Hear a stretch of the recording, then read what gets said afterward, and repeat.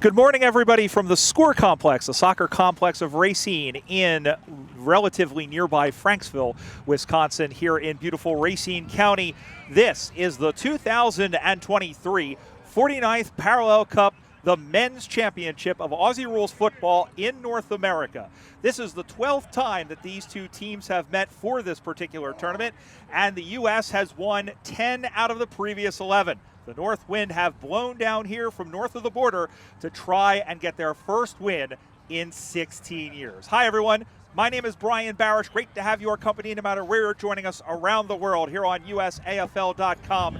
Joining me here in the portable press box to my left, a legend of both the Milwaukee Bombers and more recently the Wisconsin Wombats, Mr. Heath Moore. Heater, good morning. Good morning to you, Brian. How's it going?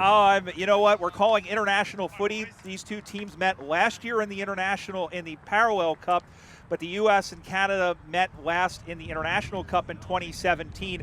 And as we said, you know, if you look at this match on paper, if you include the International Cup, if you include the Transatlantic Cup 20 years ago, the U.S., all told, has won 16 of the previous 17 matches. But you can throw all of that out the window because every single match has been incredibly competitive, and this one proves to be the same today. Yeah, there's absolutely no doubt about that. I mean, the two programs being so close to each other, the players are obviously familiar with each other. It's going to be a tight match no matter what the result always is. Long history between these two teams playing each other, so it should be it's a great day for it. It should be a great match. Yeah, let's talk about the conditions. The field's in good nick. It should be top out probably in the 80s. There is a breeze going from left to right as our man Craig on the camera is showing you. The U.S. it looks like will kick. Well, we don't know which direction they're kicking with. They are in the white jumpers. They are going to use the wind in the first term. They are in the white jumpers with the blue numerals, blue shorts and blue socks. The Canadians are black head to toe with red trim and white numbers. Yeah, 1 or 2 goal breeze tops. The wind's picked up a little bit here as the game's getting underway. A little bit overcast, beautiful condition, great temperature. Should be ideal to play an exciting match here today. A little bit of a dew point, a little bit of a humidity in the air, but nothing terrible, especially for those who played down in Kansas City at the Super Regionals. Umpire Steve Arnott holds the Sharon and the spirit of this great game aloft. And once again, these two teams, which are the only two Aussie rules football playing nations in North America, will do battle here at the Score Complex. He is checking on the timer for 20-minute quarters. He steps forward, he tosses the ball to the heavens, and we are underway. And it is Sam Murphy from the LA Dragons who wins the opening hit out. Canada able to clear. That's the first clearance of the game. A mark, but will that be paid? It looks like there was a penalty or a free kick downfield, and it's paid. It's paid to Rob Tersini, veteran from the Toronto Eagles. Plays it out and finds a mark. And so far, Canada with the cleaner skills here in the opening minute. Yeah, it might have been pushing the back downfield as the ball came into the Canadian forward line there, and obviously the U.S. paid the price on that one. First chance for goal upcoming for the Canadians. And we'll get the number in just a moment. He strides forward. Left-footed kick is on the way. And it is through for behind, and that's the first score of the game. A little offline there. I think the Canadian player was kicking into the slight breeze there and may have sent it errant through the behind. Watch AFL is our scoreboard sponsor, and on it says 1-0 to the Canada Northwind. Just underway. The ball is up on the far side, and it has gone out of bounds. It'll be a boundary throw, and a little bit of a crown of the field here, just obscuring us ever so slightly. Ball comes spinning back in the play. Gets knocked down Murphy, and Murphy may have cleaned out his opponent in the process.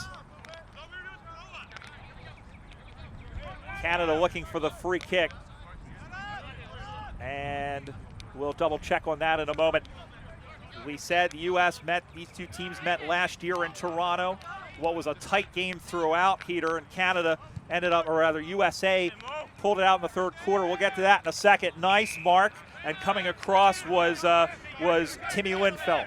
Yeah, Linfeld did a great job protecting his space around the footy. Kick, go ahead. Oh, kick not going exactly where he wanted to in terms of space, but it looks like it went. No, it did not go out on the full. It did find the field of play. 41-year-old Timmy Linfeld from the Golden Gate Roos, and he's a veteran. There's a lot of guys here who have played who have a lot of caps in the Australian football sense as the ball comes spinning back into play once again. And it looks like we're going to do this again. Yeah, a little too much oomph from the boundary umpire there, tossing the ball back in. As far as we can tell here, there's no time on. They're going to play 20 straight minutes of football, so it's not like if you're watching us in Australia where the clock stops at certain times, they're going to go. And, of course, we don't have a clock on screen for you, but there it is. Turning around and sending that one on was Jason Nyston. And now going to find it. Everybody goes to ground, paddled on by the Northwind, picked up by James Clock. Clock trying to go back to go forward, and the ball is on that far side, and we'll have a push in the back, free kick to the Canadians once again.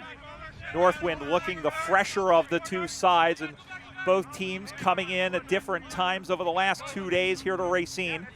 This one is sent in to the top of the 50. It'll bounce free, high in the air. Picking that one up, getting knocked backward and slinging that one forward was Klein. Sending that one to Frost, turns that one towards the sticks, does Tersini. But again, that goes off to the side and is through for another minor score. Watch AFL scoreboard. Canada 2 behinds, USA no score. Yeah, the Canadian side looks to be a bit more intense here right out of the gate. The U.S. seems trying to just get themselves organized in the back line, try to get this ball in the offensive. Both teams shaking off the cobwebs here as this one is sent down the ground and marked by Clyde Simpson. Simpson's played in his share of these matchups from the Columbus Cats, sending that one deep. Trying to spoil over the back against Moaning was Murphy, and this one is sent in, top of the goal square, and it is marked defensively by Robbie Inkpen, the man they call Squiddy, oddly enough. He plays for the Halifax Dockers. And our shout out to Patrick McNeil and everybody watching out in Nova Scotia with the Nova Scotia AFL as they build their program. Up on the far side now, that is sent in, drops in front, knocked forward by Shotwell. Big spoil there. And here is Simpson who gets it back, goes back to go forward. That is Phillips, find McGettigan, little 1-2 do-si-do. Phillips from the North Carolina Tigers sends that one in, drops in front, and then picked up, big tackle put in by Stork McClure. And the umpire says there was no prior opportunity, so we'll have a ball up, but a big, intense tackle. And now the intensity starting to pick up for the Americans, Heater. Absolutely. I'm seeing that in some of the tackles. I'm seeing that in some of the bumps off the ball. So it's hopefully the U.S. can get their feet here and make something of it. This is Zach McKinney, who surprised his family by coming home from Australia. There's a chance for a goal, and it goes through for a minor score. USA on the board. It's 2-1. Yeah, this U.S. definitely getting more intense here. Wasn't a punch to the gut, but I think it was a couple of slaps to the face. Enough to wake you up anyway, right? Indeed. All right, they'll put the ball back in the play. Once again, our thanks to Visit Racine County and Carrie Grieving and her staff for putting on and making us feel here at home. First time we've been here in Racine since the 2018 Nationals. This one is sent round, and again, that's the ball is marked in the middle of the ground by Eric Klein. They're appealing for a 50. So a bump by a Canadian player well off the ball as the Canadian clearance came in. And our esteemed referee or umpire did not miss that one bit. It was basically right in front of him. So it's Saleh Tayyibji, longtime Sacramento Sun, now playing with the Seattle Grizzlies. That is a stabby kick on. Hands go up, ball goes to ground. Canada able to clear through Riley Turpin, and all alone to take the mark over the top. They're going to play this one on quickly, but he's going to run into Murphy, and he is G-O-N-E gone. And Sam Murphy, the former West Perth Falcon, was right there on the spot. Yeah, he got surprised there. Did not know that Murphy was there. Great stabbing kick into the forward pocket, or actually on half forward on the wing there. Daniel Garcia marks it. He'll play on. Little chip kick over the top, and it'll hand back. Ball cried the crowd. Picked up again with it is McKinney. McKinney sends that one in towards the top of the sticks. It bounces across the face and will roll out of bounds. Boundary throw in the shadow of the behind post. Not the worst result for the U.S. side. No, absolutely. I've said it about 3 or 4 times now. The U.S. definitely getting their feet. The intensity is absolutely palpable. You can see it in terms of tackling, in terms of bumps off the ball, in terms of desperation around the footing, and getting those kicks into the danger zone. Didn't take long really to shake off the cobwebs. Both teams still very much doing so. Ball comes spinning back into play. It was a low toss, but the umpire was okay with that. And the ball is tackled up on that far side over near our sponsors there, as that one is sent out through the back up high, and dropping that one, which we should have taken. And rushing on through with it again is Nyston. Nyston sees the ball goes out of bounds, and now that'll be a free kick, says umpire Jeff Person. Or that's not Jeff Person.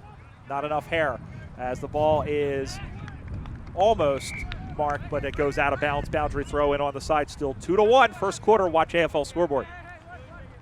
Yeah, contest there as the ball came around the boundary line, knocked it out there. We're going to have a quick throw in, looks like. So boundary throw in comes in again as Moaning lost out to Murphy. This one is sent high in the middle. Now coming through, got to get rid of it, does. Little shovel pass around. It's picked up by Stephen Fashant, and Flash sends that one. It drops in front, going the chase on. It's a 2-on-1 contest. Will they concede here? And they do. It's touched through 4 behind, and we're all square. Some great damage control by the Canadian players there. There were 3 defensemen that got back to the footy. It was definitely an opportunity for the U.S., and the Canadians were able to snuff that out and only conceded behind. USA 2, Canada 2. Watch AFL scoreboard, all behinds here in the early going. This one is sent out to the far side and marked. Fell down on his own in front of Stork McClure. That's Morgan White. He plays in Quebec for the Montreal Demons. They come out to the near side. Donald Lee going all the way down. He's a tall man, and that is a long way down to the bottom. Handball out in the middle, past Shotwell. Shotwell runs into a wall, now throws that one up high. Ball gets tipped, ball goes down the ground. And then they'll handball it out to the near side. Handball again, big 2 players in there. McGettigan gets it. They're looking for a high tackle, not going to get it. And the throw-in is called, and it will happen about 60 meters out from goal here.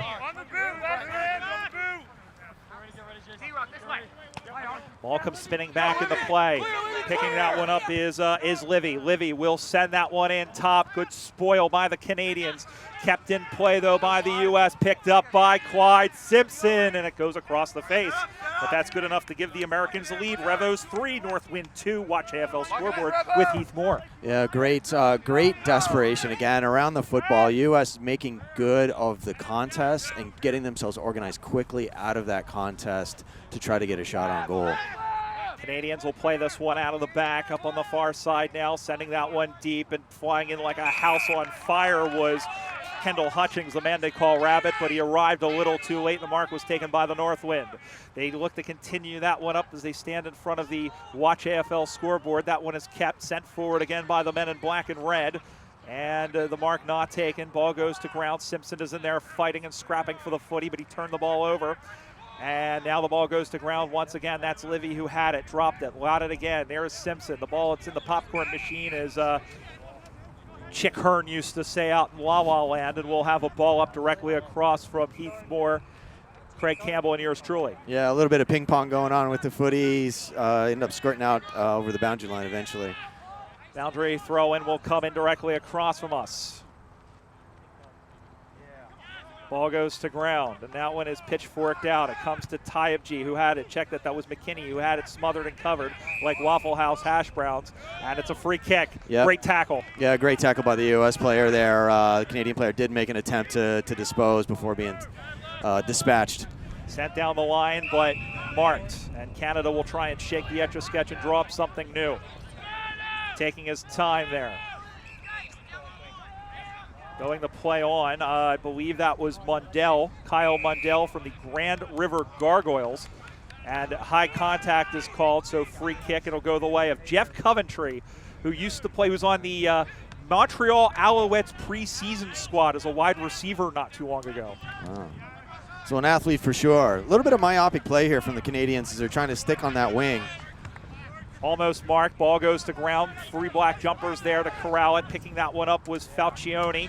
Falcione, who has been around like snake oil. He has been around for a long, long time, wearing the red and occasionally black.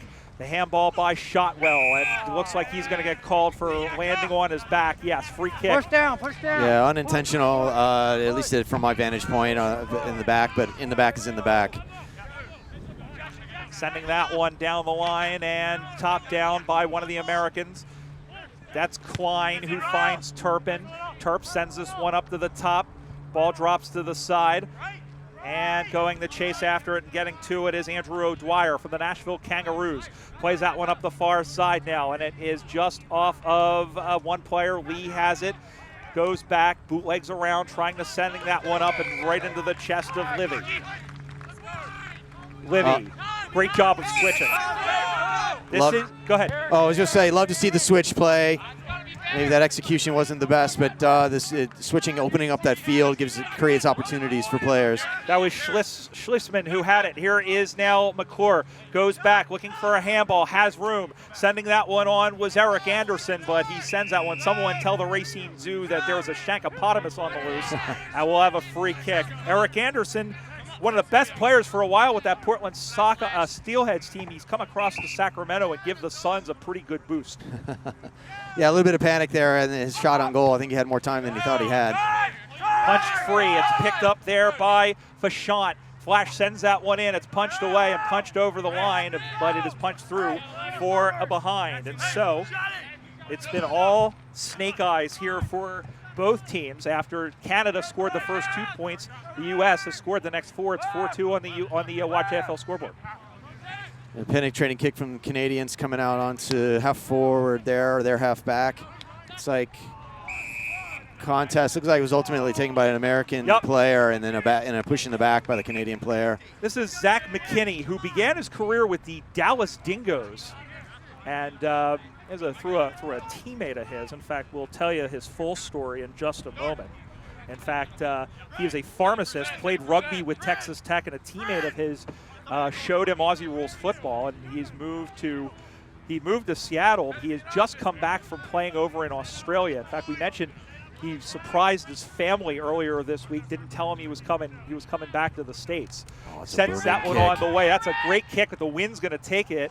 It looked like it did find the field of, or did it? It looked like it did find the field of play initially, and that was an absolutely booming kick, though. Just a little off target.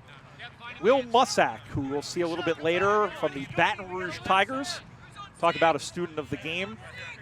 He's helping to grow the sport down in the Bayou. As that one is sent in back, it's cleared just out by Uday Kapila, and the ball goes out of bounds and straight out on the full, so the Americans will have a chance from an odd angle. This is one of those where it's like you pick your poison here. Do you go for a shot on goal? This is Schleisman, Teddy Schleisman, or Schleisman rather. Schleisman, is he going to go the check side? He is, and it will stay in play. High tackle, they're appealing, but the umpire says it was a good tackle and there was no prior opportunity, so it'll be a ball up. Bit unlucky. Yeah, a bit unlucky. I think the player that chip in into the goal mouth was the wise idea. That angle was pretty sharp, to say the least. Ball goes out of bounds. We'll have a boundary throw it. Brian Barish alongside Heath Moore. Glad to have you along. Opening 20 minutes of this men's 49th Parallel Cup, the 12th edition of the men's tournament. Of course, we also will have the reserve game for you at 3 p.m. local time. But here in the here and now, it's the championship game. And as we said, the Canadians looking for their first win since they won on home soil 16 years ago. Saleh Tayyibji looking for some options in the middle of the ground. He's got Jackson Sure if he wants him, but instead will go down that far side. Ball will go out of bounds in front of Greg Lehman, number 19, who in fact, his mom and his partner are over there watching. His mom has come all the way down from Newfoundland, and his partner is from Greg, plays for the Burnaby Eagles out in Vancouver. So you'll come a long way to watch your son or your partner play for the national team. Absolutely. Representing your country is no joke. Even, the reserves or any other time you can put on a jumper representing your home team or your home nation, the whole family will come out. It's been a while. Someone doesn't say it's been a while since Canada has had an opportunity, and everybody is streaming forward to them. 1-on-3. Good spoil in there by Josh Curtis from the Des Moines Roosters. He's going to send that back from whence it came. It's going to bounce, and all alone there, and could have been holding off the ball, no call. That could have gone 50-50. Picked up by Peter Bailey. That was Eric Anderson, nice who was touch. taken down. This is McGettigan. Did Ryan McGettigan kick the first goal of the game? No, it was marked. And McGett, listen, this is how long he's been playing. I played with him. That was a million years ago. Played one season with the Fort Lauderdale Fighting Squids, one season more recently with the LA Dragons, every other year with Philadelphia. And the funny thing is that the 1 year he was with LA, the Hawks won the grand final in Division III. So, but he was back with them in D2 when they made a good run, as this one is marked in the middle by Livy. Livy, International Cup experience, in addition to the Parallel Cup through the hands, but out there nicely to clean up the garbage was Morgan White. And he's taken down. Ball cried the crowd, ball cries the players, and that's what they're going to get. And the U.S. is going to get probably their best chance to kick a sausage roll. Yeah, great opportunity not wasted by the USA backman there to make sure to get a nice clean tackle and dispose of the Canadian player. McGettigan steps forward. Did it squeak in? Yes, it did. No, never in doubt. Never in doubt that kick. Way too close to goal. I'm glad to see that the U.S. are able to finally capitalize on the effort. They've been dominating these last 10, 15 minutes and just need to get the kick straight. Simple as that. Watch AF. Go ahead. Now been able to do it. Watch AFL's scoreboard. 1 goal, 4-10 for the USA, 2 behinds for Canada. And we'd be remiss if we didn't say hello to Bill and Kit McGettigan and his family, his wife, 2 kids back home in suburban Philadelphia. We know they're watching here today. Ball comes back in the middle. Ryan McGettigan, long time, been around the Philadelphia Hawks, that club. And it's also good to see, we'll see Ryan Henry from the Philadelphia Hawks a little bit later on in the reserves match. Team that's actually, the rest of their team is up playing in New York as play continues, and McKinney was taken down. Free kick to Canada, sending that one in. Klein, no, it drops in front of Shotwell, who takes the mark, and Turpin was like, wait a minute, I thought you played on. So here is Shotwell from the Cincinnati Dockers, overcooked the kick, ball goes to ground, and then high tackle called. We could hear the call there, and it's a free kick to Livy. Yeah, correct call there by the umpire. Biscuits, as I like to call him. He doesn't miss anything. Yep. Ball goes in the middle of the ground. I like that, actually. That's an old one. I don't think anyone calls him that anymore. Just me. Yeah. That's okay. I'm somebody who I'm the only person that has their own references. Mark in the middle of the ground and playing on quickly again is Linfelt. Linfelt with a big old boot. Ball goes to ground, and that one is picked up. It clean bowls everybody. It clean bowls McKinney, who was in there, and it's going to be a call, and it's going to be a throw, and the Americans will get a free kick. And this one's going to come after the siren. And you'd think, Heater, that even though Fauchant has a decent boot with the wind here, well, he might have the wind at his back.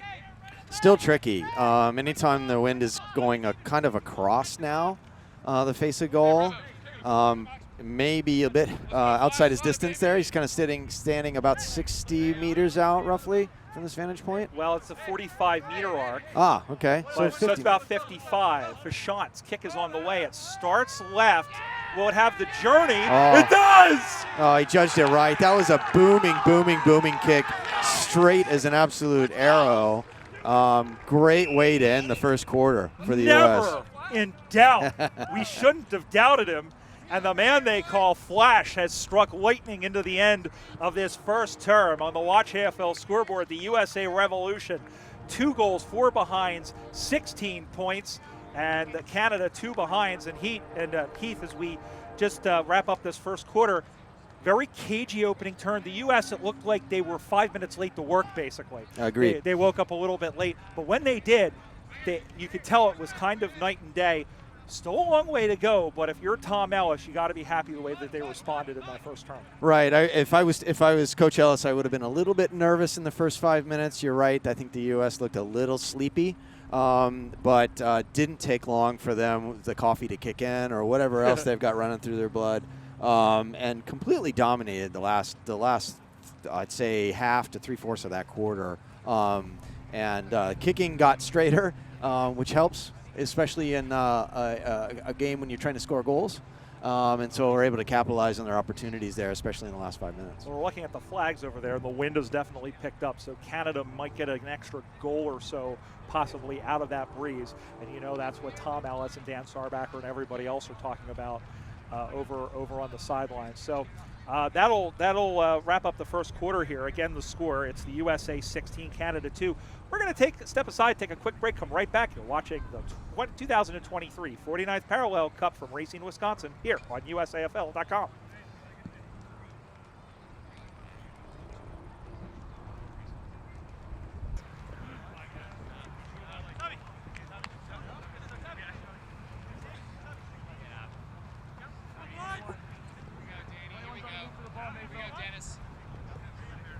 Second quarter about to get underway in the 49th Parallel Cup.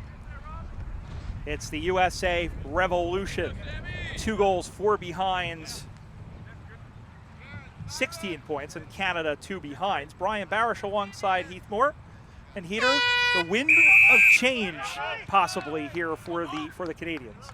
Yeah, Northwinds, all the things you can say about the wind, but the wind seems to have picked up and favoring the attacking side of the Canadians to see if they can capitalize on that, a little assistance. Well, knocking that one forward was Klein, and then that one comes out to Stephen Walker of the Hamilton Tigers. And that one is up on the far side. And ball goes. It looks like it was. Well, I'm not sure what happened. It looks like it was in the back. A bit of an overzealous punch, defensive punch by the Canadian player. Collected the American player, and pushing the back was adjudicated. So this is Daniel Garcia, and Garcia sends the ball up on the far side. Punched away by the Canadian player there. A bit of a contest around that contest. Yep. Looks like it's going to get tangled up there. Umpire says, I'll have it. I'll ball up. Yep. So, ball up occurring on the far side now.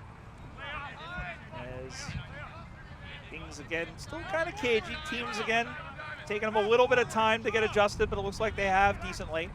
As the ball gets kicked forward, and sliding forward again was Garcia, and ball just tumbled over the boundary line there. We got 3 or 4 players from both sides trying to collect it. Ball doesn't always come up when you want it to in this game. It never does. And so here comes the ball spinning back in the play. That was an awful throw, and we're going to do it again. Remember, we have volunteers, and essentially, well, or I think some of the Revolution reserves have been voluntold, essentially, as this one is shot well. The mark wasn't paid, and then he tried to get up, and he was tackled. So good job by Tersini, the veteran, who is going to send this one towards the top of that 45-meter arc. It bounces off the knees of O'Dwyer.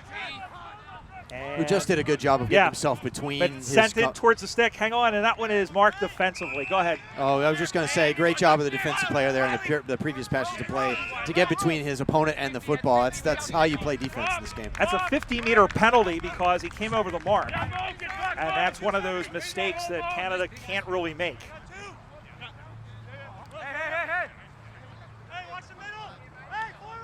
So the U.S. getting themselves organized here for the attack. Yep. Now down the middle of the ground here as they look. The ball goes straight down the middle and over the head. It's punched free. And a nice tackle put in there by Jackson Scher. And Canada up on the far side. And it's going to be a high tackle, and that's going to be a giveaway, free kick to the U.S. And again, it's Tersini.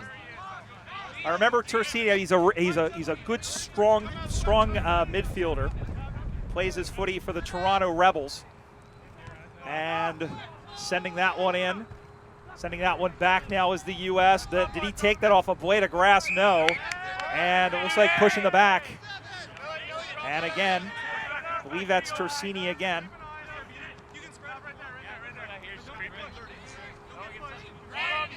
So fair amount of movement in the Canadian forward line as the ball comes in. Looks like a semi-torp. Nope, and that one bounces away. Here now comes, going to try and pick that one up is Kendall Hutchins. Rabbit couldn't get to it, but it's going to be sent back by Canada. It's off to the far side and through for a behind through the outstretched arm of Saleh Tayaji. So another one behind the stick for the Northwind. It's now 16-3. Out to the near side. Well, Canada looks like they're emboldened by the wind here, as this one will hang up now. 2 U.S. jumpers, and they spoiled each other. It was Phillips, and that's going to be called. Yep, Phillips and Simpson, and Simpson ultimately gives up the pill. Yeah, it was under a bit of pressure there and just let the footy slip out of his hands from the umpire's vantage point. It looks like he just dropped it, so it's going to be. It's going to be it's going to be a free kick, and that one's going to come back. I don't know that they paid the free kick necessarily. They had played on, but the umpire wasn't ready. So here is Hamilton Steve Walker. Apologies for the language. It just tells you the intensity and the pressure that these players are under. They Mark over the top, sending that one in towards the sticks, and there's Canada's first one. Jason Nyston from the Calgary Kangaroos, and they needed that one. First major score for Canada. They go to 1-3-9 on the Watch AFL scoreboard. 2-3-15 is what we have here. I wonder if I messed up here because we're going by ones on the scoreboard. But 2-3-15 to 1-3-9 is the score. And Canada, listen, they've emboldened by the wind, and yeah, I think they've played a little bit stronger in the second quarter. So yeah, similar to the first quarter where the U.S. seemed to be still getting their feet here a couple minutes in. Ball comes back in the middle once again, and again, Canada trying to move it forward, and they do. One-on-one contest. Oh, nice one-handed mark by Saleh Tayaji. He has the best hands in America, and he stopped because he's told to play on. And this one's going to be sailing out towards us, marked. It's going to be the Canadian ball like either way. This is Greg Lehman. Yeah, it looked like that was marked inside. It wouldn't have mattered if it would have gone straight out on the floor or not, because Canada would have gotten the free kick. Lehman from right in front of us sends this one down the line. And it's marked. Great use of space there by the defensive player to take that mark. Took a bounce into the danger zone, trying to create something. Lindfeldt sends that one forward. And this one will skip by. Up on the far side now as the ball gets tackled. And sending that one back in as Canada. Punch down. And then out. Oh, Canada's right there, but he slipped on the banana peel in Super Mario fashion. Just get his right foot to the ball, and there's another one. Nyston with his second, and Canada's come alive, and we are all square at score. Canada 2-3-15, U.S. 2-3-15, and Canada, now they're on the front foot. The U.S. frankly looking a little bit disorganized in their back line. That ball came in. The Canadian player that actually ultimately scored that goal was unmarked, and that cannot happen in the back line, as you know, Brian. Yeah, and that's something you really don't see a whole lot with the Americans, having watched them as long as we have. It's strange to see them as disorganized. I don't know that I've seen them like this since maybe going all the way back to like when they played against Ireland. Or rather Papua New Guinea. Of course, they played well, and Papua New Guinea just kicked the lights out. Out to the near side now, into the cow paddock. Nobody there. Saleh Tayaji, one-on-one contest, puts in a big hit, picked up and then cleared out by Greg Lehman. Yeah, great 50-50 contest there. A lot of argy-bargy, a lot of good bumping, a lot of good legal bumping. The ball ended up going out of bounds. Ball will come now. Spinning back in the play once again. Gets knocked down. Little shovel pass by McKinney, rather by Murphy, and the ball goes out of bounds. And McKinney, I think, was peeling maybe for a free kick, probably for a deliberate. Yeah, and from my vantage point, it did look deliberate. It did dribble a bit before going ultimately out of bounds, but it's been called a throw-in. Ball gets knocked down by Murphy. U.S. trying to come up with something as this one is sent in towards the pocket, and it'll drop, it'll bounce away. Ball gets knocked down, and the ball goes out of bounds, or are they going to get a free kick? No, it is going to be a boundary throw-in. It'll happen 30 meters around from the Canadian target. 15 all. It's like we're a couple of months ahead, a couple of weeks ahead of Flushing Meadows, but holding the man, and it'll be a free kick to the U.S. Didn't see the penalty there. Umpire clearly did. You can hear by the voices a bit of desperation from the American players now. That's Chance Meyer of the Houston Lone Stars looking for a man, gets knocked down as Curtis couldn't claim it cleanly, and then cleared out into the middle. And now here they come. This is Ryan McGettigan, who throws it into another gear, soccers it to his own advantage, and Canada looking for deliberate, but they're not going to get it. The ball did just find the boundary line. Oh no, they are going to call deliberate. It is a free kick. He did call deliberate, which is interesting because that was an offensive player trying to kick to his own advantage, but Steve Arnott is rarely wrong. This is Kenneth Boudreau, who plays his footy in Quebec for the Montreal City Blues. Going down the line, this is Tyabji, pitchfork handball near side, was looking for Dennis Steinbeck, one of a handful of rookies for this U.S. team, plays for the Columbus Cats. Well, it's been awarded as a free kick. Yeah, a little free. I think there was a little extra bump there toward the end of that passage of play. Meyer sends this one down the line through the hands of Simpson. Handball over the top by Livy. Great smother there, and that was tipped out of bounds and will roll under the camera. As we'll have a boundary throw in front of Heath Moore, me, Brian Barish, Craig Campbell, our camera person, who's come all the way up from Kansas to bring you the action here as the ball comes spinning back in the play. Oh, Wynn took that throw in. As the ball gets on the far side, spun around, and Curtis has danced out of bounds. And we'll have a boundary throw in once again. Canada seems pretty intent to keep the ball on this side of the field, it seems. Ball comes spinning back in once again. As Murphy, ball goes to the ground, picking that one up and stumbling forward was Curtis. It looks like a rolling rugby ball situation. And umpire Steve Arnott crosses his arms like the Monsignor and will have a ball up. Canada player slow to get up, and that is Stephen Walker. Here is Turpin sending this one up top of the 45. And the mark is taken by Livy, who says we're going to can down, as Ray Chamberlain would say. Last time we were here, so was Razor. Ball kicks up on the far side now. So Mark taking off the USA halfback, quickly transitioned into half forward, but an errant kick into two Canadian players on free to said, oh, you know what, I'll catch it and kick it back to my teammates on the other side of the field, fellas. Here we go the other way now as this one is sent along the ground. Big tackle, but it's like a hippo off a moon bounce. And it's marked in the middle of the ground by Murphy. Murphy, the LA Dragon, sends this one back the other way. And this one skids through, handball across. And this one is, let's see, Livy bumped off the footy. Canada has three black jumpers there. Skitters across like a cockroach on the bathroom floor. Picks that one up. Big swing and a miss there by, wasn't McKinney, and that was somebody else there. And it's a free kick, maybe been kicking in danger. Sent on quickly now, top of the 45-meter arc. Drops in front. And going on to get it. Pushing the back. Pushing them back, and it's U.S. ball. Yeah, that was not intentional by the Canadian player. Oh, he said he pulled it the other way. He pointed the other way at first. Yeah. Oh, goodness. So free kick, Canada. Free kick to Canada. 15-15. Watch AFL scoreboard. 2 goals, 3 behinds, each of 2. And see what happens here. They're going to set up. He's got the wind. I'll show you how important that goal after the siren was by Fashant. This one is sent on the way. It's drifting right. Doing. There was a Wilbur post. Hello, I'm Mr. Ed.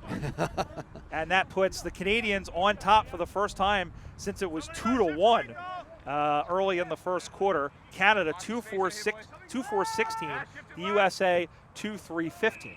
So USA kicks out to the pocket, a little chip kick, pushed forward, down the boundary line. Nice mark in the pack there by the big fella. That's Donald Lee, 24. Yeah, he is a professional basketball player, played in Asia. Yeah, he's a unit. He is. I watched him warm up. And the thing is, Heater, is I've seen him since he came into the league in 2015. He has improved so much in that time in terms of his ruck work. But with all these big bodies that the U.S. has, they don't need him to play in the ruck. He can play in the forward line, and you can see he's playing across the defensive back. And here he is, but he skittled. He fell down. The Canadian player fell A over proverbial T. And out of the back now comes O'Dwyer. He sends that one in. Slept down like his mama there was the man in Steinbeck. Canada trying to move it forward, but then along comes McKinney. Couldn't get the footy. Ball cried the crowd, and the umpire crosses his arms like the first rabbi of Aussie rules. L'chaim, to life, to life. And we'll have a ball up.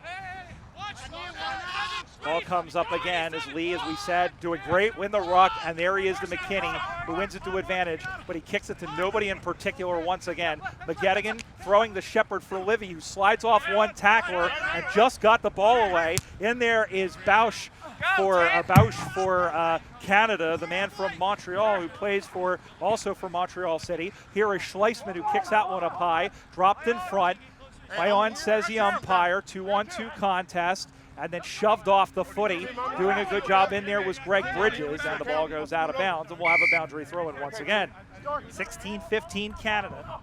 So you can feel the desperation rising between the two clubs, right? You can see that they're a bit more desperate around the football. It's like a horse being just off the leader. They kind of know they need to take that next step and move forward. And it's just a matter of executing.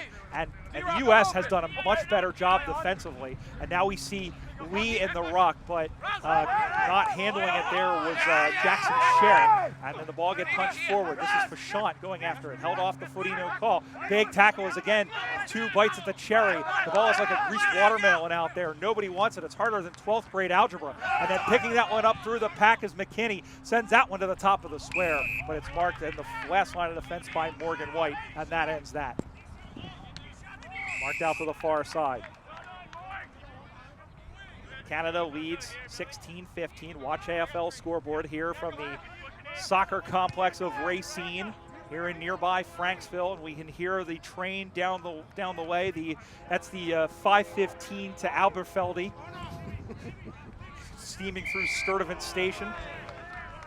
I'm not getting any of these references, but I'm sure they're funny. Yeah, somebody somewhere is appreciating my dad jokes. And unlike 2017, they're actual dad jokes now, because I'm an actual dad now. Congratulations. Welcome to the club. Yeah, thanks. It's only been 3 years, but that's okay. And there's a free kick to Canada, and they'll have a chance to extend their lead. So going back. Difficult to know. The passage of play was just too far away to figure out what the actual call is. Well, I'm sure we'll find out later. But certainly within the Canadian players' range, and especially with this breeze, with this wind, cleaning up the back line and not giving away silly free kicks would be advisable at this stage, because the Canadians are capitulating. Greg Lehman, who he says played for, as he goes out in front, and Lehman makes no mistake. And Canada stretches their lead on the Watch AFL scoreboard. Canada goes to 4-4-22. Is my math right? My math can't possibly be right. That's 4. I'm sorry. It's 3-4. It should be 22 to 15 is what I have. And I'm making that sounds right. Looking across there. It should be 3-4-22 to 2-3-15. That should be the score. Out of the middle now comes Lee, and that one is pushed forward, again going back the other direction. Tipped off the top. Here now comes Canada through the passage of Racine, who's been up and about here, handballs it back. That one is sent in. That one is sent in towards the pocket. And the ball will travel out of bounds. And a boundary throw in. Yeah, it'd be a boundary throw in. So it appears the Canadians are not wasting any time between disposals, between passages of play, in between stoppages. Yeah. And that's something that the U.S., I think, really struggled with when we saw them at the International Cup. And that's one of the reasons why PNG is so good, is because there's no downtime. Turbin picked off the handball from Simpson there. And they're looking for a free kick, and it's going to come out the other way. McKinney goes out to the far side and finds Derek Shotwell. Shotwell. His wife Hannah is in attendance, has a bounce. Has a look up the far side now. Coming in and taking the mark is Stork McClure, former Boston Red Sox prospect, sending that one down the line. And it's knocked around. U.S. trying to find the handle, and free kick. USA will have it.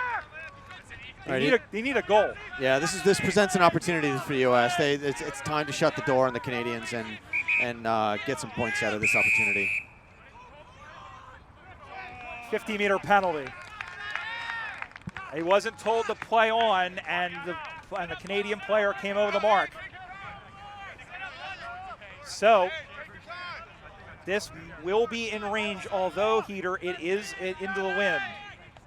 The sun is starting to poke out, it seems like, ever so slightly. It may not have been a 50. It would have been the shortest 50. 25 maybe. Yeah. This will also be after the siren. Can the U.S. kick two after the siren?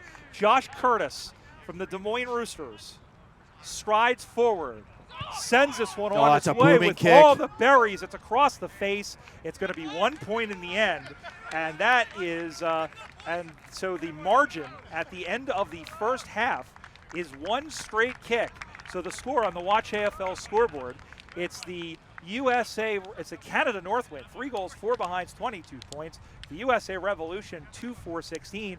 And I think the big thing is that the Americans, the Canadians had the wind, and they had their tails up, and there was a little bit of a letdown in the fourth, towards the end of the second half of the second quarter there.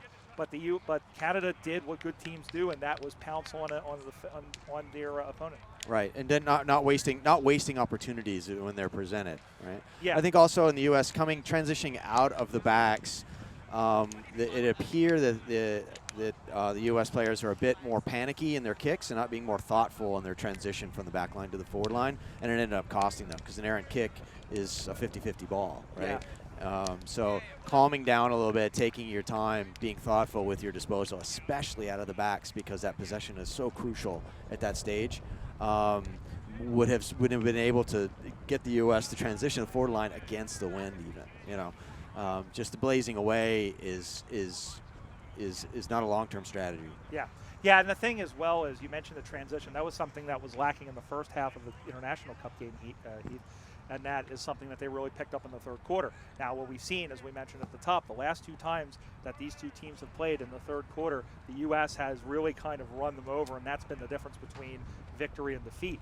But we'll have to see what happens in this. What is Tom Ellis, what is his staff going to do to kind of combat that? I mean, they're going to have the wind here, and you would tend to think that they're going to need to pounce on every opportunity and really kind of press, because it's clear that Canada is good with the wind, even in the fourth quarter.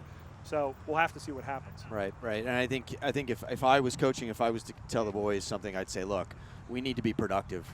We'll have the wind.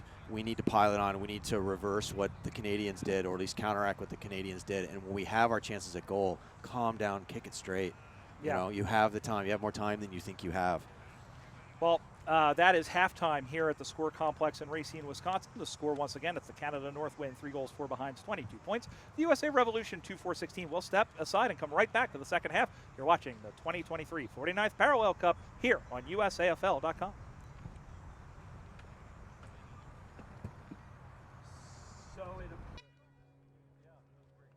Now we're back here at the soccer complex of Racine here in Franksville, Wisconsin, on the outskirts of Racine. for the 2023 49th Parallel Cup. And we'd like to welcome our live YouTube audience. There was a little bit of a, we were worried about gremlins, but it turns out it was a PEBCAC error. And for those of you who aren't IT people, that stands for problem exists between chair and keyboard. But we have that resolved. It's Brian Barish alongside Heath Moore set to go. And just a quick recap of the first half. The score, it's 3-4-22 for Canada, 2-4-16. And the U.S., Heath, really started out strong in that after Canada. They scored the first 2 points. The U.S. got 2 goals, including one after the siren, and then Canada really hit back with the wind in the second quarter. Yeah, it kind of has the wind, as light as it is, has really been dictating the scoring half of this game, right? I mean, the first quarter, U.S. were able to capitalize on opportunities. Second quarter with the wind, the Canadians came right back. So it'll be interesting to see how the third quarter goes if everything's going to be downwind, which is great because that's closer to us. U.S. has the wind here in the third quarter, and you'll see the flags near the Watch AFL scoreboard when Craig Campbell, our camera person, goes to our right. That's Craig Campbell and Canberra, all the C's there. We're underway. Here's the U.S. and the white jumpers going from left to right. Here is Saleh Taibji. Big tackle and thrown down with a half Nelson by Rob Tersini. And it'll be a free kick going for the Canada Northwind, and they have come right out of the chute. Oh, no, it's going to be called a high tackle. Well, forget what I just said. That's Saleh Taibji. Goes down. Nice bark by Stork McClure, and right now the U.S. has come out firing. So here we go on the downwind half of the ground. Penetrating kick into a little off target, but Keith Phillips is there. Phillips picks that one out. He gets the ball back, looks for help, finds McKinney. McKinney gets away. Tackle. The mustard came off the hot dog. Big tackle thrown in there. Losing the footy. Picking that one up and squaring is Tiger Werner. And Tiger roars. We're all square in Racine, USA 22, Canada 22. Yeah, great big kick from a little outside the pocket. Dead center between the sticks there. You can't ask for a straighter kick than that. And again, downwind. Who knew? Andrew Werner, but the only people who call him Andrew are his mom and his wife, probably. That's it. Tiger has been around a long time, played in Australia at one point, hasn't suited up for the Americans since the 2015 AFL International Cup, rather the 2015 Parallel Cup. And good to see him back in the fold, and there he's rewarded Tom Ellis's selection with the tying goal. Canada now out of the ruck as we go once again. They come out to the near side looking for the 14 who sends this one down, and the mark is taken in front by Klein. That was a great way to use space. He pushed back and created space in front of where the footy was actually going to come down and was able to push away from the pack toward the footy and bring that down. Eric Klein from the Hamilton Wildcats sends that one on the wind. It takes that one, it sprays it to the right. 3 white jumpers went up. The Americans try to clear that one out of the back. They do now, sending that one down in the middle of the ground. Who wants it? Everybody. Who's got it? Nobody. Slapped down by the Canadians. Now we're playing their way, that game that's supposed to be like volleyball, but with the it's not happening. It's called Australian football, Brian. Yes. Here we go. Yeah, but they were playing the one with the net, the one where they play in the backyard that they think is a sport, but it's not really a sport. Anyway, out the middle of the ground. I haven't had enough coffee today, as this one is sprayed up high in the air. We'll probably bring range. Schliessman able to get that one down. McKinney stays with the footy. Here is Zach Maffini. Big pile up behind him, and that one's going to go back the other way. And the umpire shoved him down. So here we go. Here we go, and you can tell this rivalry starting to boil over a little bit, and I honestly don't know. I mean, and Clive Simpson is in there pushing and shoving, and I don't know if we're going to see any cards out of this. Remember, there are cards here. A yellow card is a 15-minute sending off, but the player can be replaced. And a red card is a sending off. The player cannot be replaced for 15 minutes. The player is actually ejected, but they play shorthanded. So it looks like it was like an overzealous Shepherd collected 2 Canadian players, one pretty hard. He seems to be limping around. Another Canadian player took offense. I don't have 14 here, so they're going to play on. Schlesman, yes, he's gone. Great tackle. And Theodore Schlesman playing his first Revo match, and I'll tell you what, for a Denver Bulldogs team who upset, well, I don't think it was much of an upset, who defeated Austin to win the Super Regionals about 6 weeks ago. He was one of their prime movers. Here's McKinney going to let go from 40 meters out. It's a wounded duck, but even wounded ducks find their nest. They do. That was goal. Your man from Denver, his tackle, his aggressive tackle to dispatch the Canadian player was the opportunity that the U.S. needed to get that goal. 4-4-28 U.S., 3-4-22 for Canada, and the spice really level has now lifted in this match with that, I think. Yeah, that a bit of we'll call it handbags there in front of us, a little pushing and shoving. I think that lit a fire under the U.S. and we'll see how the Canadians respond. Back in the air, back in the middle once again, and here comes Canada sending that one forward is Turpin. Turpin goes off to the far side now. Ball gets knocked clean by nobody, and now everybody down mushroom farming. Meyer is there as the ball is stuck in a virtual mire in the virtual swamps of Franksville, Wisconsin, as that one is sent down the line, and there is the U.S. sending that one forward in on a line. It will roll, it'll skip, it'll hop. Keeping in front and running like a house on fire is Coventry. Runs out the back, handballs it over to Turpin. Turpin goes back to goes forward.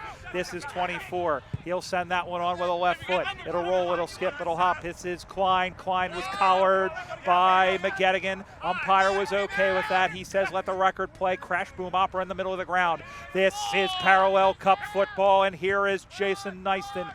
Neiston's going to send that one over into the corner. Here comes Canada looking for the tying goal. Handballs it out again for Meyer. Meyer just got his foot to it in the middle of the ground. McGettigan is close to it. It takes a wicked hop. Two black jumpers picked up and drop it. Big swing and a miss there. And spinning around right record. It's going to be without the ball as Livy grabbed and pulled him. Go ahead. Big Canadian voices. Everybody wants the footy, but he decides to send it down. And getting knocked A over T there was Murphy. This is Klein who lost the footy. Handball up over the top, dropped in front now. A little shovel pass. Here is Schleisman. Schleisman lines up and goes down the line. Marked nicely. Kick. And it was marked by Eric Anderson. Anderson from Sacramento. Well, that he's going to want that. That kick was uglier than my 12th grade Spanish teacher. Yeah, I think uglier than mine as well. That was definitely a missed opportunity. Kicked it to pretty much no one in particular. Smothered and covered like Waffle House hash browns by Mark McClure, and that will go out of bounds. 28-22, U.S. the lead. 4-4 plays 3-4. Just a reminder, if you're watching live, we'll have the full recording of this match for you a little bit later on today. And it's going to be a ball up. Yep. U.S. player was able to collect it, but was tackled without, with prior opportunity, but without prior opportunity, and now it's going to be a ball up. Yeah, ball goes to ground. Looked for the handball out the back. Bounces out to Tersini, who gets the ball. Tried to get the ball forward. Ricochets off an American. This is Curtis. Curtis couldn't claim it cleanly. Now he gets knocked backwards. Good smother in there, and then tackle without the footy, and it will go to the U.S. and they'll have a chance to possibly extend their lead off the foot of Josh Curtis. Yeah. Shoddy Curtis right in front of goals there. It was an arm in the tackle, came over his shoulder. Again, umpires don't miss much. That's their only job, is to see that kind of stuff. So we'll see what Josh can do with this. And Curtis has really established himself as one of the best players. Wide receiver at Presentation College in NAIA AA football, but didn't help his kicking there as he sends that out on the full. So it remains 28-22. And just to finish the thought on Curtis, you're very familiar with that Des Moines side, having played right up the road in Madison. He's really established himself as their best player, if not one of their best players, for an improving team. Yeah, for an improving team. But he, in terms of a ticker, the man can run. He can run sprints, little sprints all day long, and doesn't get tired. It's really frustrating to play against him, I got to tell you. Ball comes spinning back in the play once again. It gets knocked down, and over to get it is Livy. She gets shoveled in the back. Here's Curtis again. Curtis with a pitchfork handball. That is Livy once again. Couldn't get it, and then tied up. Canada swarming the footy on that far side. Takes Curtis out there, does Bausch. And it's knocked back by the Americans. Nice sliding mark taken by Greg Bridges. Great pressure by the Canadian backline. There's just no space at all for the U.S. to operate. They're not getting clean kicks. They're not getting clean hand passes. They're not getting clean disposals of any sort. Canadians just getting numbers around the football and keeping it from being shot through the sticks. Bridges, a.k.a. Millie, head coach of the Ottawa Swans, just played for the Vietnam Swans over in Asia this past spring. As the ball gets picked up now by the U.S., Vachant was taken down. He just got the ball away, sending that one high up into the pocket, and then it bounces away in front of two black jumpers, and a boundary throw-in for the Americans, who lead 28-22. Brian Barish alongside Heath Moore. Craig Campbell is your camera person, and of course our thanks to the good folks, Carrie Grieving and everybody here at Visit Racine, and of course Tasmanian, our major sponsors. Love our sponsors. Thank you so much to Tasmania. Thank you so much to Site One for helping us out with goalposts today. It's very, very, very much appreciated. Yeah, Site One doing also as well. And then, of course, as a free kick is, or, well, I don't know what's happening. It's going to be a free kick. It is. They put the ball down, and it's going to be given to, who is that? I think that's Curtis. Curtis has had a lot of touches lately, so I wouldn't be surprised if it is him. But he's going to be at an angle more cuter than my 3-year-old. That's cute, not cute. Sends this one on the way. The wind's going to take it. It blows it across the face. Knockdown in front. Got his foot to the ball. The umpire said he went over the line first. Oh, that was close. Yeah, awfully close from our angle. We're pretty far away, though. So trust the goal umpire on that. Yeah, unfortunately, we'll have to trust the goal umpire on that. But now it's a 2-kick lead. It is 4-5-29 on the Watch AFL scoreboard for the Revos. Canada are 3-4-22. So 7-point lead. And Heath, you know, I'm watching this wind pickup that Canada is going to have in this fourth quarter. And if you're an American fan, if you're Tom Ellis, you want to see more points on the board because Canada's established that they have the finishing kick. Absolutely. Ball goes in the middle of the ground once again. Canada wants to release that or relieve some of that pressure going into the fourth quarter. It's picked up and boomed forward looking for McClure. Overkicked everybody. Livy couldn't get out of the back. That was a fist of fury, but right to Stork McClure looking for Curtis, who paddles the ball forward. Picked up and dropped, and now cleared out by the Northwind, and coming over to get it. It bounces in front of Rabbit. Kendall Hutchings has it. Now sending that one back in towards the way. And now up over the top, and it's marked nicely by Timmy Lindfeld. Big switch of the field, smart play there to stretch things out, give yourself some space. McGettigan. A penetrating kick right to Shoddy Curtis, who took the mark. Yeah, it looks like they paid it. Looks like he was paid the mark. So this is Curtis. So Curtis will go back, sending this one on the way. And up over the top, ball goes to ground. Who's out the back? Two Canadians are there. There's Lee, the pressure, but Canada's able to clear. Schlesman is all by himself. Watches it go through his hands, and the ball tumbles out of bounds. He almost looked like Willie Mays in center field at the Polo Grounds, backing up. But he's going to get a free kick. It looks like, or were they going to call it out? No, they did pay it. He was tackled off the ball. Big kick was paid. Oh, over the top, look out! Centering kick, disrupted by the Canadian defenseman. Looks like Canada has dropped a lot of players in their back line. They're trying to flood that back line, knowing that the wind is going to give the U.S. an assist. And that's going to explain why the U.S. is really having trouble finding space in their forward line. Counter-attack coming from Canada across their half-back, bouncing to the advantage of the American player. American player looking for a hand pass, decides to kick, smothered by Canada. Looks like it's going to roll out of bounds for a boundary throw-in. Yeah, and Canada, it seems like they really are they're parrying away these attacks very well. And it also has to be said, you know, the U.S. is doing the best they can in their offensive line, but they're missing some of these. But I also think that the wind is swirling a little bit, and so even though it's playing in that way, they're not reading it as well on their shots for goal. Of course, they'll have an opportunity here, and the question is whether or not they decide to center it. And they're just checking the mark here. We're gonna have it again, it looks like.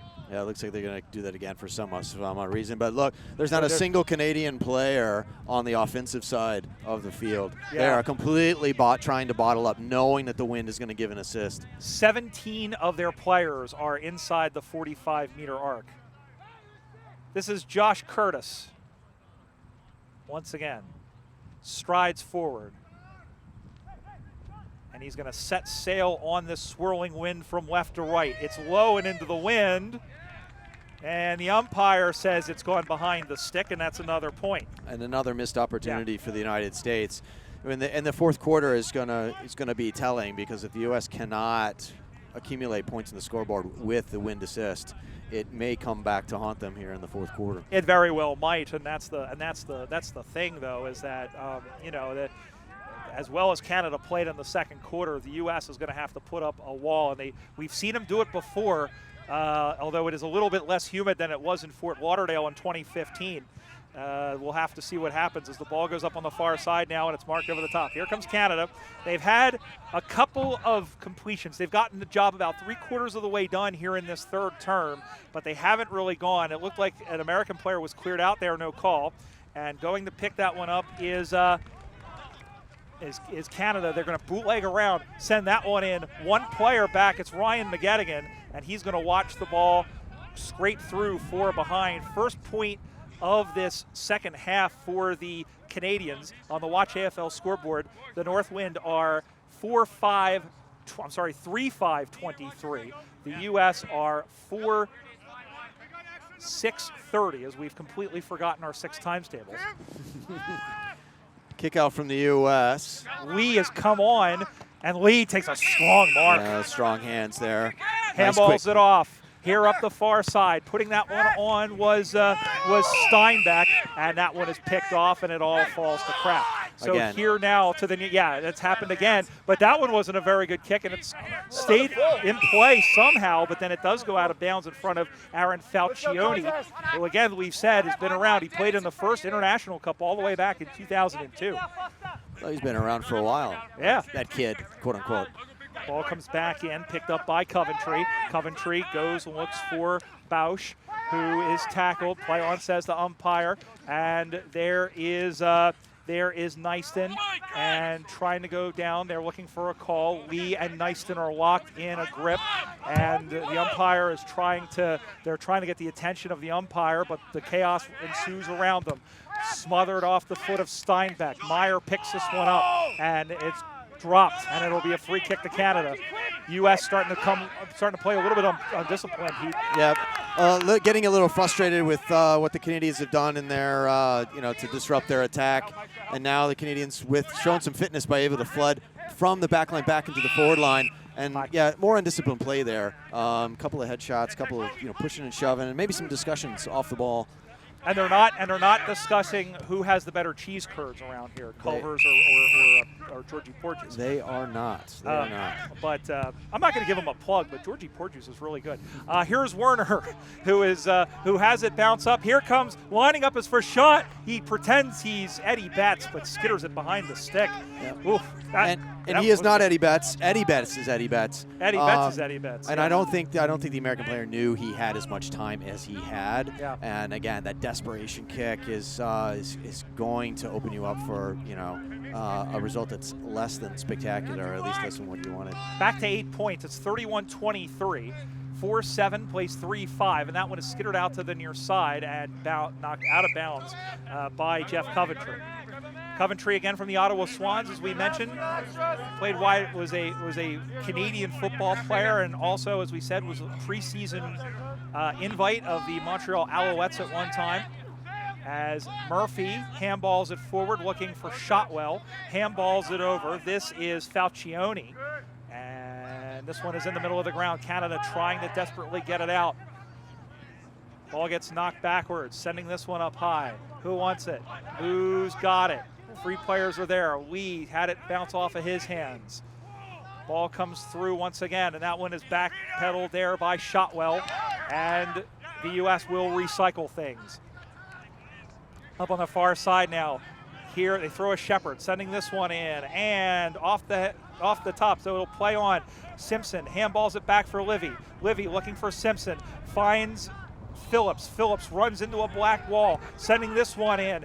Low and slow, but it's marked nicely. And again, it's Morgan White, who is there in the last, who is Johnny on the spot, just like a porta potty. Just like a porta potty. Absolutely no space for the U.S. to operate in. They can't get their shots off. They can't get hand passes off. It's just desperation there. That flooding tactic by Canada is certainly having an effect. And it's really, really picking the U.S. off in a lot of these cases. And every time it looks almost like a mirage. Every time it looks like the Americans have that opportunity, either it disappears or the other side of that is they're still having trouble executing in these wind conditions. Correct. And Canada, who has shown as well as they have. Yeah, go ahead. Oh, I was just going to say the pressure creates the mistakes that, again, like an example here we're seeing about 20 meters out from the goal mouth, sprayed across the face, and it appears to be out on the full. So it'll be a free kick to Canada. Latter stages, third quarter. As we move along here at the soccer complex of Racine. And again, our thanks to Tasmanian. Visit Racine, Blundstone, USA, as well as Odin Mortgage. As out to the near side, and about 5 people jumped, and Jeff Coventry took the mark, and that will do it. 3 quarters, 60 minutes in the books, 20 to go here in Racine, and the score on the Watch AFL scoreboard. It's the USA 4-7-31, Canada 3-5-23, but if you're Canada, you have to be going into this huddle positive, because you've held the U.S. They were down. They had 16 points at halftime, or 15 points at halftime. So, or no, they did have 16 points at halftime. So they held them. You held them to 15 points, and you've got the win. And you look the fresher of the two. You look the more polished of the two. They do. They do. They look much more composed, and the frustrating from the U.S. not able to use this win to their advantage was showing as that third quarter wore on. And if you're Canada, you're thinking, great. The thing that is the most effect on this game that we can't control, we've been able to somewhat neutralize in the third quarter. Now that wind is going to work in our advantage, leading to the fourth quarter. So it'll be very interesting what adjustments the United States make. Are they going to flood as well? Or are they going to try to, hey, we need points, desperation. We have to get points. We have to get the ball in our attacking 50. Absolutely. Well, we'll find out what happens when we return. We're going to step aside, come right back with the fourth quarter. Don't go anywhere. Or unless you need to, use the restroom, because we're not monsters. Go have a tinkle and then come back for the fourth quarter when we return. You're watching the 2023 29th Parallel Cup from Racine, Wisconsin, here on USAFL.com.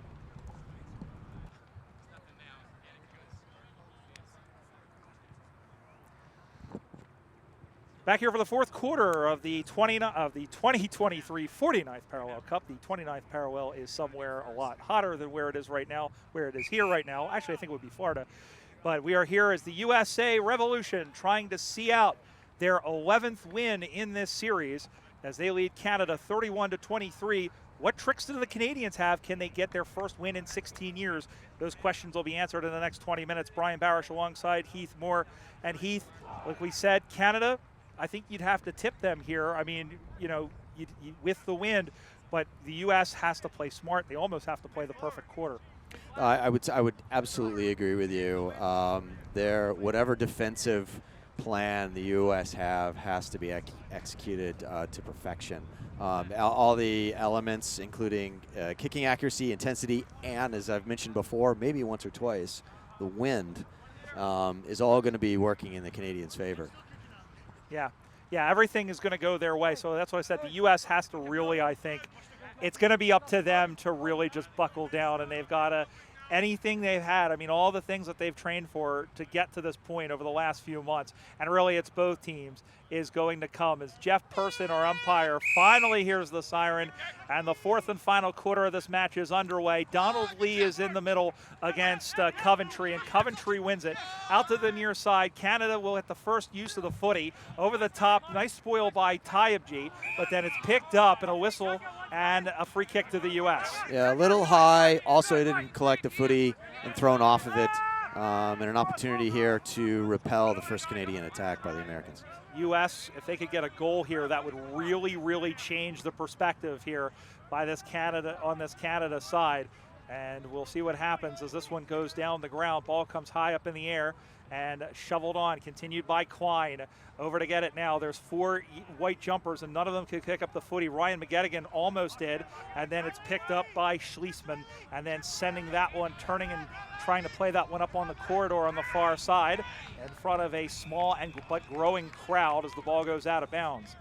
Nice to see a lot of people, and a lot of locals too, coming out to watch the match here. Yeah, that is always good when you can hear some people clapping, cheering, giving it out to the umpire is always good to see. And this one is sent back in off the boundary throw-in. Meyer had it, just got it to his foot. It was up high in the air, all over the top now, and looks like the Canadian player played on and paid the price. And that is not Schleisman. That is Dennis Steinbeck. Shout out to Columbus Cats. And while we're giving shout outs here, now that we're live, a shout out to Patrick McNeil and everybody watching back in Halifax, part of the Halifax Dockers. Patrick was the play-by-play announcer for this game last year. And our thanks to him for providing us information about the Canadian and also the American teams as well, as the ball gets tipped over the top. And here is that is Peter Bailey from the Des Moines Roosters. We know Donnie Hess and everybody are watching back in Des Moines. And the ball, it'll be, well, what is that, Heat? I believe boundary throw-in. Never boundary mind. Throw-in, yep. Thank you very much. Ball comes spinning back in the play. It bounces away. Big tackle thrown down there by Fashant, but the ball had already been disposed of, and it is very much honeypot footy right now. Everybody pretending they're Pooh-Bah, and they're over on that far side. That's my Robin Williams doing Winston Churchill doing. Robin Williams doing Winston Churchill. Your impression of someone doing an impression of someone doing an impression is gold. We will fight them in the land and the air. Eeyore and Tigger and Pooh-Bah.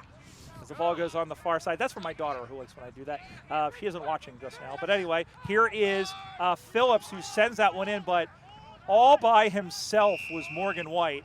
And it was a good idea, but unfortunately, Eric Anderson was maybe about 50 meters from where the intended target was, and White was looking. I think he was more looking like Shane Victorino that time in the outfield, just camping under the ball. I would say Bryce Harper, but Bryce Harper is playing first base now, so.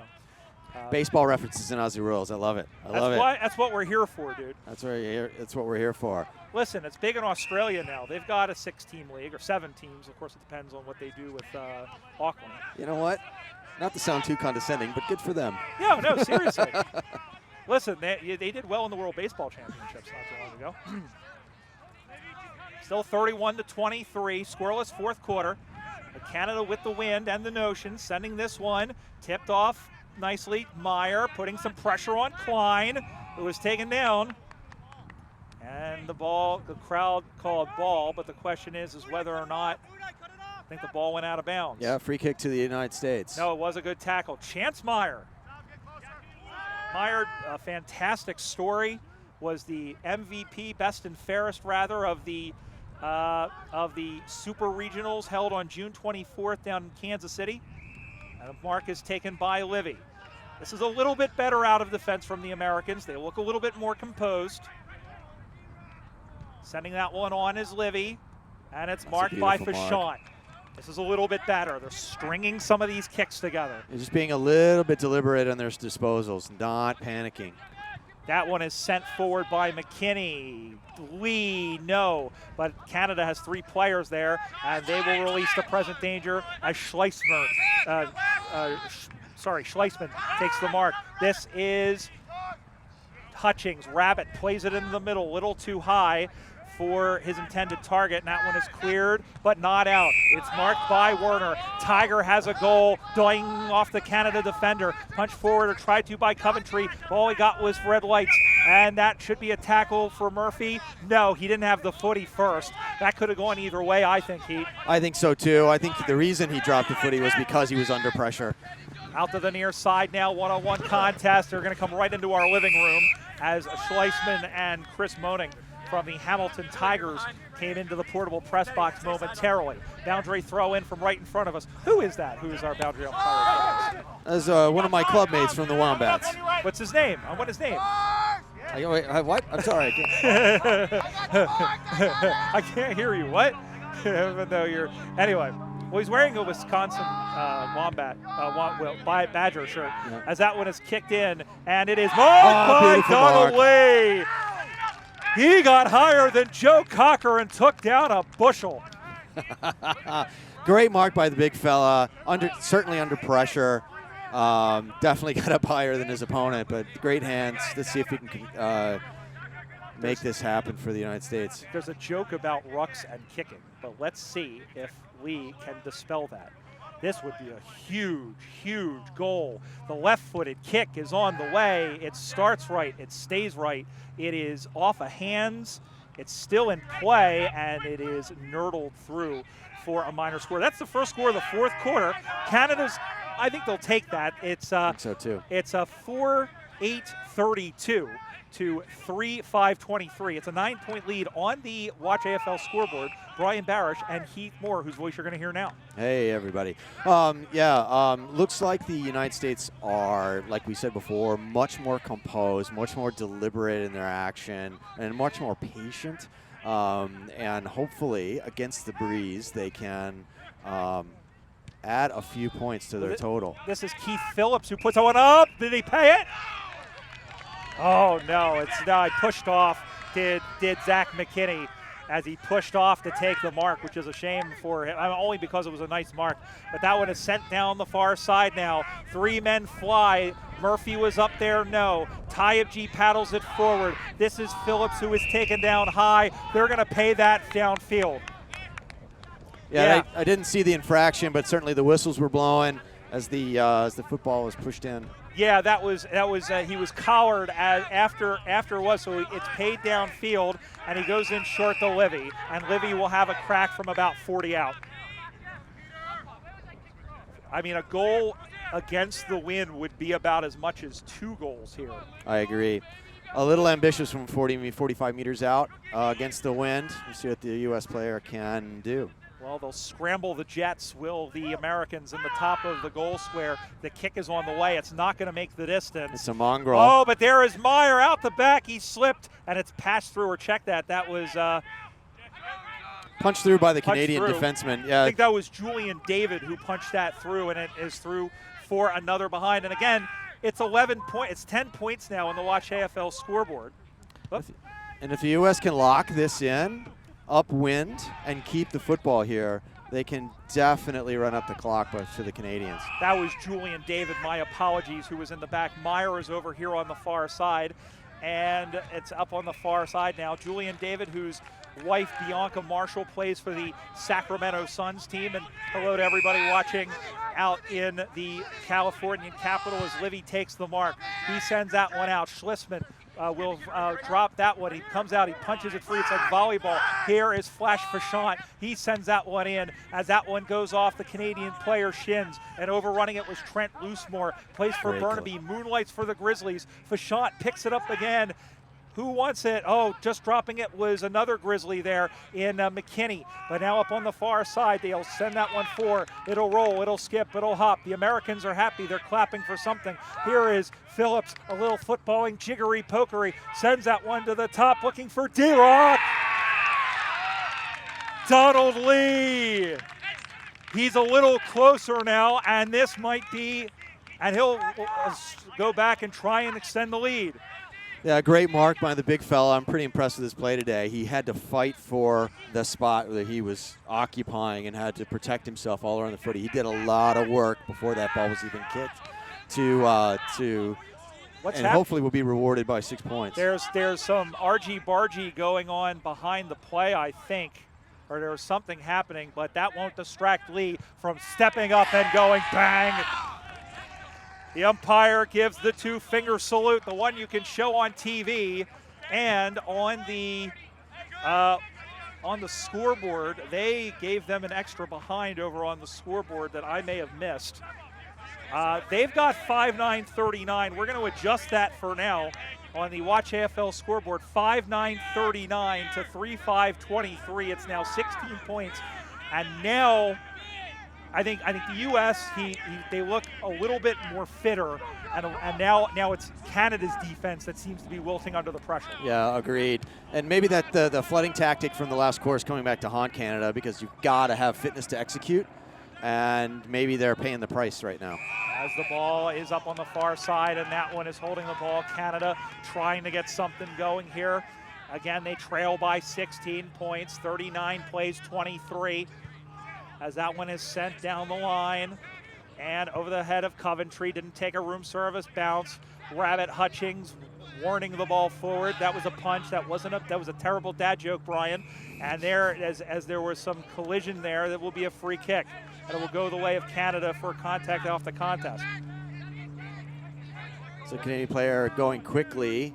Not the prettiest kick in the world, but certainly penetrating. I've seen uglier as the ball goes off the legs of Tersini, plays for the Toronto Rebels. As we said, that competition, the largest competition, really I would say the largest local competition in Canada, in North America. They've got, most of the teams are in the Toronto area there. Of course, we've got teams like the Rebels, the Dingoes, the Eagles, a couple of the teams in the Toronto area. But then you go out and you have the Grand River Gargoyles and the Hamilton Wildcats, and then all the way up to the Ottawa Swans.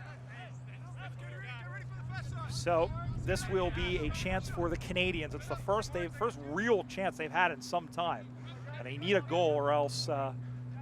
This might be all she wrote. It might be gone like the Pac-12 conference, as this one is sent to the top of the square. Kick. That is a beautiful goal. Oh.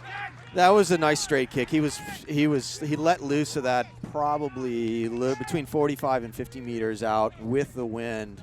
Looked to be pretty much a straight centimeter perfect, to turn a phrase. Yep. And the Canadians were able to use the wind to their advantage finally. Now, what is probably halfway through the fourth term. 39-29 as they go on the 4-5-29. The USA are 5-9-39. So is that a lifeline, and is that the way back for this Canadian team?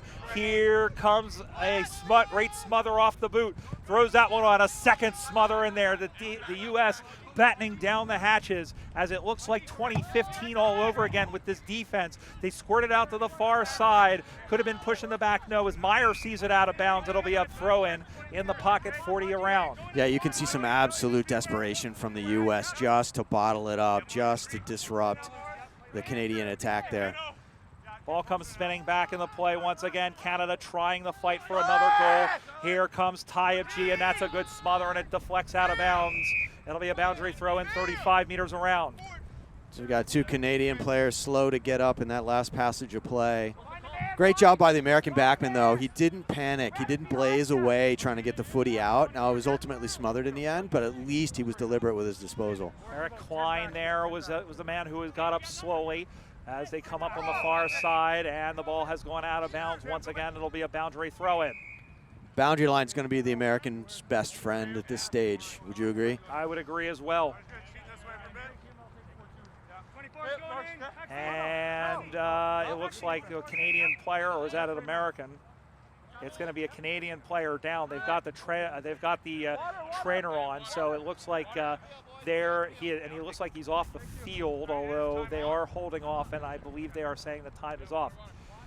So we haven't had a chance here to tell you that if you're watching us here in the U.S. and you want to check out more about Aussie Rules football, you can catch us at usafl.com, on Facebook at facebook.com/USAFL, Twitter, Instagram, YouTube, Threads, everything else. We're at USAFL 1997. And go check out AFL Canada as well on their social media. They're generally AFL Canada on everything, and their website is AFL Canada. And we ought to say this about them. They're rivals on the field. And I know, the Americans want to beat them and vice versa. But the growth of footy in a foreign land is very important. And Lockie Griffiths and his crew up there north of the border have done a tremendous job really in the last 20 or so years to grow that program. Yeah, and that's especially, you had mentioned the growth of the league in the Toronto area. It's something that would be certainly coveted by the American program. I know as a board member we talk about you know, trying to emulate or at least find that growth and the maturity that league has gotten is something that we would like to see over the next, you know, number of years. AFLO coming up on their 35th anniversary season next year, which is great to see. Lee, who's in the ruck. This is Walker, who tries to go back to go forward. There's a shot for goal. It's off to the side, and Canada's knocking on heaven's door. It's back to a 9-point game. It is 5-9-39 for the Revos, 4-6-30 for Canada. They haven't updated on the scoreboard yet. Now they are, I think. That's why I'm saying I think the scoreboard's a little. I'm trying to keep up with what they have over there. Great nice mark taken by Garcia. Garcia just gets it away, and another 25-meter penalty.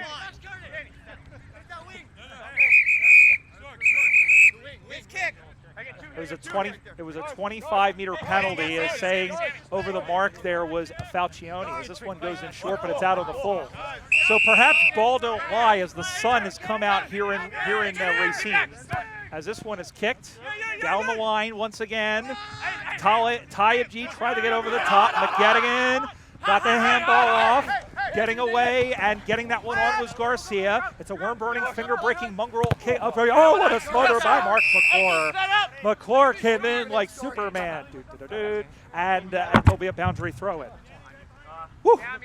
McClure has had his share of injury issues. Injuries are what kept him, what hampered his Major League Baseball career. And also, he missed out as Fashant and never had it cleanly. And he's saying he never had it cleanly, but the umpire said he dropped it. But just to finish, McClure suffered a ACL injury in the 2017 Eastern Regionals, which kept him out from the International Cup. So, as there is Taibji, and how do you spell relief? T-Y-E-B-J-E-E. Here is Taibji up the far side now. It's a great kick. It's marked by Hutchins. Here comes Rabbit, hopping his way through, looking for Werner. A couple of animals, Tiger and Rabbit. He is shoved down, though, and Canada will come back the other direction, and it's punch 3, and the ball goes out of bounds. Or heading towards the boundary line. It's kicked off the ground. Stayed in play, up on the far side now, and the ball goes out. Yeah, the Canadian player pulled off the footy as he was trying to kick it, and that was the right thing to do because it just dribbled out of bounds. Going to be thrown right back in. Here we go. Yep, here comes the ball once again as my papers have gone flying. We'll get to that in just a moment. As oh, there we go. Thank you, boundary man.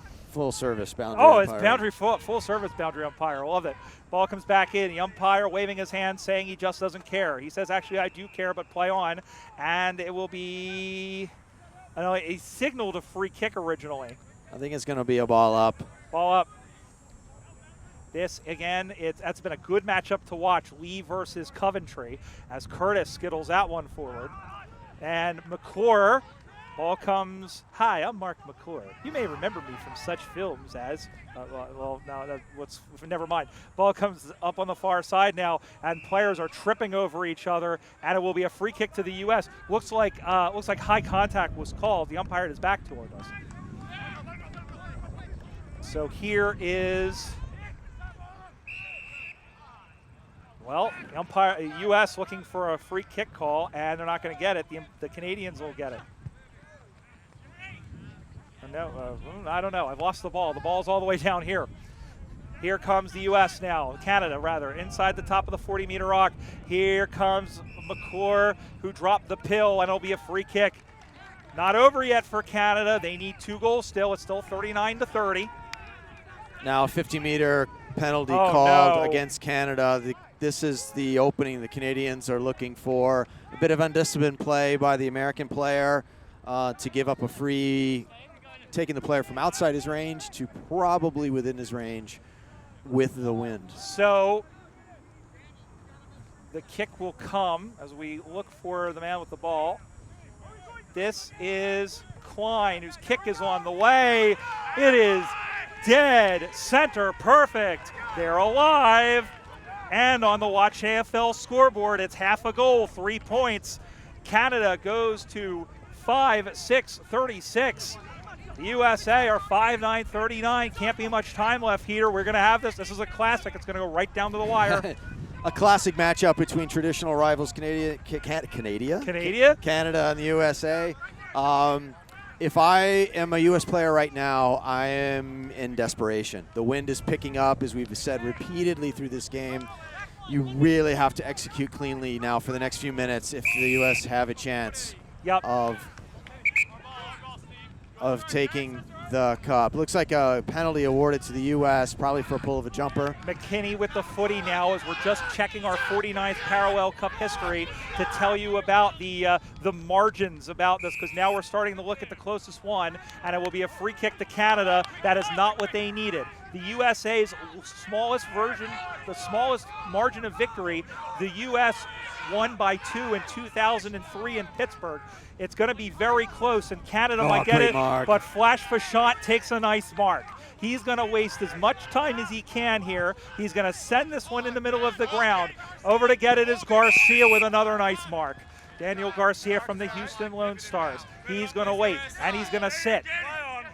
And he's going to tell him to play on. It goes off the side of his foot. It's going to drop in front of McClure. It's going to clean bowl the defender. Schlissman comes and picks it up. And that's the game. That is it. Well, Canada threw everything and the kitchen sink and probably every other appliance they brought down with them north of the border. But for the 11th time in 12 tries and for the 17th time in 18, it's the USA Revolution victorious over Canada. But my goodness gracious, what a game this was. It is the second closest game in this long and storied rivalry.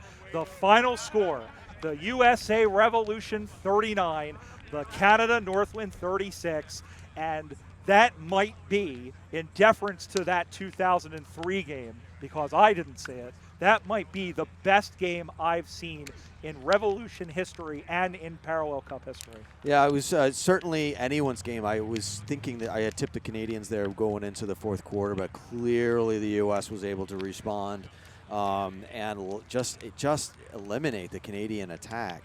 And the U.S. even looking dangerous there in the last few seconds as the horn blew. Definitely were able to make the proper adjustment in the fourth quarter and take the victory. But what a close match. Yeah, it really was. And I think the other side of that was I think they looked a little bit fresher and a little bit cleaner to the U.S. But hats off to the Canadian side. I mean, look, the Canadian program has gotten better every year. It's gotten better every time we've seen them, not just when they've played us, but when they also played the International Cup. This is a very good side, and you have to think they're maybe one game away. And we're talking about, we look ahead to next year where there will be this regional tournament sponsored by the AFL that will hopefully have clubs from as far as Europe coming over. You have to look at it and say that next year, if the core of this team saved, a lot of the players, some of whom we'll see in the reserve game, make the step up, you have to feel Canada is maybe just a player or two away from overtaking the Americans. Right. And the idea of you're playing away, traveling to another city to go play your team. I know all the travel, even the American players traveled, from all over, literally all over the nation to come here. But to play on your home ground does give you an advantage, and that may have been, the push that the U.S. needed. That much more rest, that much more freshness in your legs, as opposed to getting on a plane and flying out here as a club. But yeah, the Canadians absolutely played great. They should hold their heads up. They were very dangerous, and a lot of stages of this game looked completely dominant. So the U.S. were able to hang on, but yeah, it's super impressive from the Canadian program. Yeah, up and down, and turning to the Americans, Tom Ellis said that he's going to step down at the end of next season. This is his last Parallel Cup, and for a guy who has played in this tournament and in this as part of this ever since the advent of this rivalry, going out on a win is really the only way to do it. He was up for the game. He was anxious, but you know what? The players have sent them off well. Yeah, absolutely. He should hold his head high, and yeah, well done to the Americans. Absolutely. Well, that's going to do it for us here. Our thanks to Heath Moore. Our thanks to Craig Campbell for giving us all the pictures for us, and that'll do it. If you're here on the live stream, don't worry. We'll be back for the we'll be back in just a little bit for the reserves games. But until now, our thanks to Tasmanian and to Visit Racine. For everybody here. Once again, the USA Parallel Cup champions again. The final score, the Revolution 39, the Northwind 36. I'm Brian Barish. Enjoy the footy, and I'll talk at you next time.